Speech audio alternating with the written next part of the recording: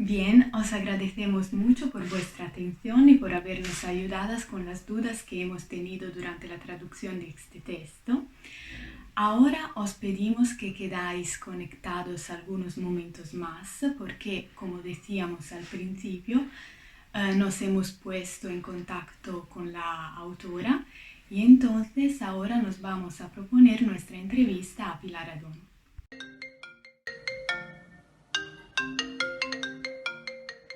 Buenos días, me llamo Mayra Di Nino, estudio en la Universidad Ca' Foscari en Venecia y estoy frecuentando un curso de traducción con el profesor Gómez Iglesias Francisco de Borja. Mis compañeras, Nicole y Francesca y yo, estamos traduciendo uno de sus cuentos, El Infinito Verde. Este cuento nos ha impresionado mucho, pero queríamos hacerle algunas preguntas para entender el propósito que quería darle. Pilar, ¿qué es para usted el infinito verde? Hemos leído que usted es una activista del movimiento feminista. Esta puede ser la razón por la que eligió para este cuento a dos protagonistas femeninas. La atmósfera de angustia que se advierte a lo largo del texto puede ser relacionada solamente con la elección de un estilo específico o quiere transmitir algo más personal. Hola Mayra, buenos días. Mira, el infinito verde para mí es la naturaleza. Hay un tópico que dice que los escritores siempre terminamos escribiendo sobre los mismos temas porque son los que nos interesan, los que nos apasionan. Y bueno, si piensas en autores que te gusten o autoras y analizas sus libros, bueno, creo que en la mayoría se va a cumplir esta premisa, esta condición. En mi caso, mis temas siempre han sido los mismos, han sido la naturaleza como personaje, no solo como escenario, y luego dentro de esa naturaleza sitúo personajes que están casi siempre encerrados, aislados, personajes que quieren huir, que tienen miedo de lo que dejan atrás y que, bueno, sufren un doble encierro casi siempre, un encierro en un espacio físico y un encierro en un espacio emocional, están encerrados en sí mismos. Entonces, bueno, el infinito verde es la naturaleza. En cuanto a elegir las protagonistas femeninas, no se debe tanto a que yo sea feminista, creo que todos deberíamos serlo, pero no se debe a eso, no se debe a una propuesta inicial o un posicionamiento inicial. Es un cuento además que escribí hace mucho tiempo. Se trata más bien de, bueno, una circunstancia de la que yo no era consciente y que me hizo ver un periodista. Cuando yo publiqué este libro, en un acto de promoción, hablando con un periodista en una entrevista, me dijo que si me había dado cuenta o me preguntó que por qué todos los personajes de mis cuentos, de ese libro en concreto, se titulaba Viajes Inocentes, eran mujeres. Y me llamó mucho la atención porque yo no me había dado cuenta de esta situación. Todos los personajes eran mujeres porque me salió así, ya está, porque para mí era la cosa más natural del mundo. Y sí que es cierto que en ese momento me quedé muy impactada porque no era consciente. Luego, meditando sobre ello, me di cuenta de que seguro que a un hombre escritor cuyos relatos hubieran sido todos protagonizados por hombres, jamás le habrían preguntado que por qué todos sus protagonistas son hombres. Pero bueno, en el caso de las mujeres sigue llamando la atención. Con lo que me comentas sobre, bueno, la atmósfera de angustia que se advierte en el texto, eso sí que es algo muy meditado y bueno, para mí es muy importante inquietar al lector. Me gusta como lectora, ante todo me considero lectora, mi faceta de traductora, de editora, de escritora deriva de mi faceta principal como lectora. Entonces a mí me gustan los finales abiertos, me gusta que me inquieten, que me hagan pensar, que me hagan plantearme distintas posibilidades argumentales, qué les puede suceder a los personajes, hacia dónde van. Todo eso es algo que me resulta muy atractivo.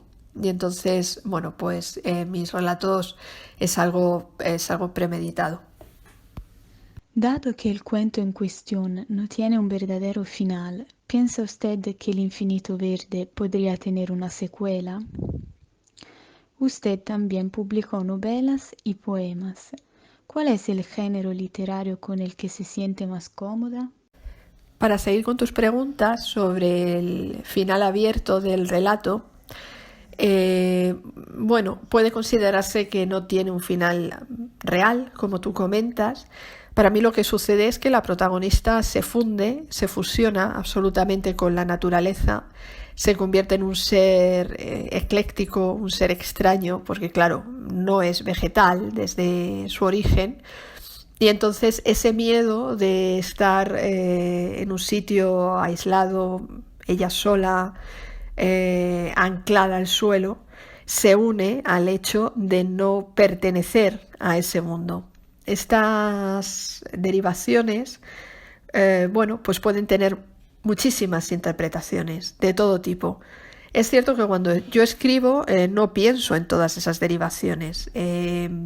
Muchas veces los argumentos, los motivos, las motivaciones que damos para nuestros relatos o nuestras novelas, incluso las poesías,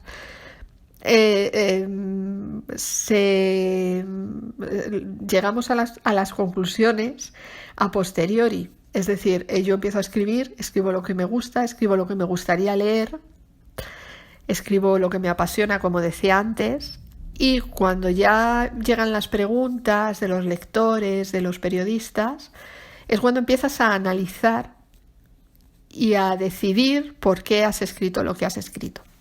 Cuando yo escribí El Infinito Verde, quería hablar de la historia de dos chicas que son muy amigas, les sucede todo lo que les sucede y ya está. Y sí que tenía interés en fijar una de ellas a la naturaleza. Pero como te digo, tiene muchísimas derivaciones, muchísimas implicaciones. El hecho de estar en un mundo que no te pertenece y al que tú no perteneces, el terror que se deriva de eso, el hecho de estar anclada en un lugar del que no puedes huir, porque imagínate qué más te puede anclar a un espacio que el que te salgan raíces, que se hunden en el suelo. Eso para algunas personas puede dar sensación de seguridad, de permanencia. Para otras puede ser la pesadilla absoluta. Entonces, bueno, todas esas derivaciones, todos esos finales posibles, interpretaciones, como te decía en mi respuesta anterior, para mí son muy estimulantes. Para mí como lectora me resulta muy atractivo porque me da la ocasión, me da la oportunidad de participar en la creación del relato. Creo que la escritura no es solo una actividad de monólogo, no es un monólogo del escritor o la escritora. Y el lector tiene que asumirlo y ya está. Los lectores tienen que participar en esa actividad de comunicación. Y yo creo que El Infinito Verde da muchas oportunidades para esa participación y para, bueno, esa conversación, ¿no?, con todas estas posibles interpretaciones. El género literario con el que me siento más cómoda, la verdad es que depende del momento. Hay veces, por ejemplo, ahora voy a publicar en marzo un libro de poesía. Y ha sido un libro de poesía que escribí en un momento en el que solo podía escribir poesía. Me pedía, tenía necesidad, mi día a día me pedía, me demandaba sentarme a escribir poesía. Y ahora mismo, una vez que ya entregué el libro, lo corregí, etcétera, no estoy escribiendo nada de poesía y estoy escribiendo relato. Cuando escribía poesía me sentía muy cómoda, era lo que necesitaba, y ahora me siento muy cómoda escribiendo relato. Lo que te quiero decir es que depende del momento, depende de la situación, no depende necesariamente de lo que se esté leyendo, depende de una pulsión, en mi caso, de una necesidad casi física de escribir. Pilar, vimos que produjo varias traducciones. Dado que se trata de unas clases de traducción, desearíamos saber algo de su experiencia como traductora. ¿Cuáles son las dificultades que un traductor puede encontrar a la hora de empezar su trabajo y cómo se superan estas? Según su opinión, ¿la lengua española se adapta bien a las traducciones? En cuanto ya a la última pregunta sobre la traducción, el primer libro que yo traduje en mi vida fue una novela corta de Henry James.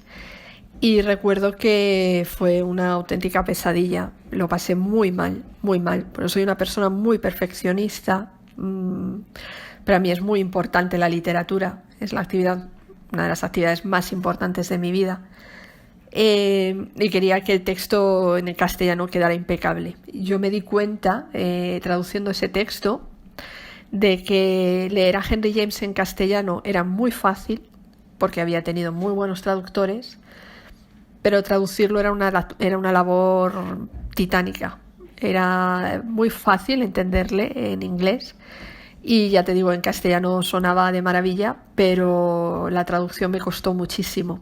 Recuerdo que pensé que habiendo empezado con Henry James, todo lo que viniera después iba a ser muy fácil, hasta que di con la literatura australiana.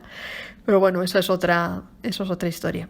¿Qué es lo que sucede? Yo creo que en un mundo ideal, que desgraciadamente no es el mundo en el que vivimos los traductores, lo perfecto sería conocer bien al autor o la autora que se va a traducir, conocer bien su obra, conocer sus giros, casi su pensamiento, saber qué es lo que está queriendo transmitir, y nosotras, casi como mediums, transmitir eso también.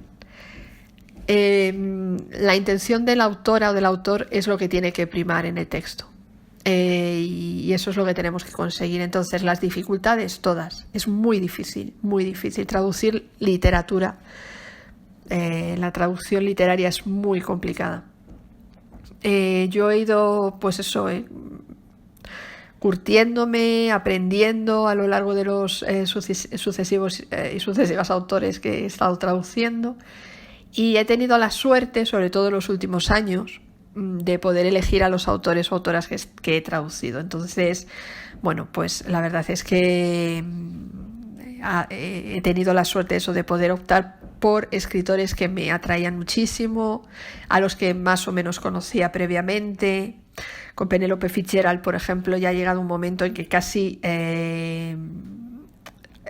puedo, es un poco pretencioso, pero parece que adivino por dónde va a ir, dentro de la absoluta dificultad que tiene esta mujer, porque es muy fácil leerla en inglés, pero como decía con Henry James, el castellano tiene otras fórmulas y tiene otros sistemas.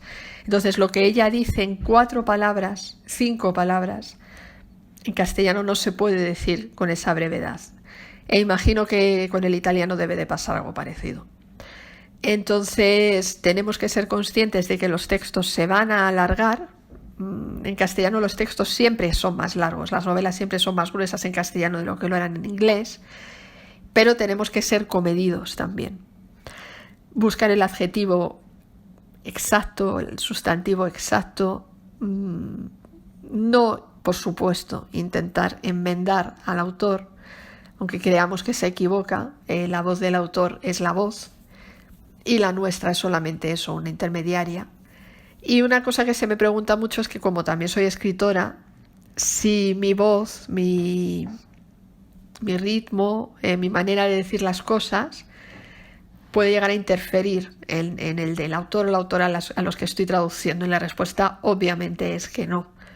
Ahí la autora desaparece, la autora con un punto de vista y una voz peculiar o privativa, que es la mía, y pasa a ser la voz del autor o la autora a los que estoy traduciendo. Espero haberte resuelto las preguntas o las dudas que pudieras tener. De todas maneras, vamos a seguir en contacto, o bien por WhatsApp o bien por Messenger, así que para lo que sea hablamos. Y disculpa la voz, pero bueno, se me pasará el constipado pronto, espero. Venga, un abrazo grande, hasta luego.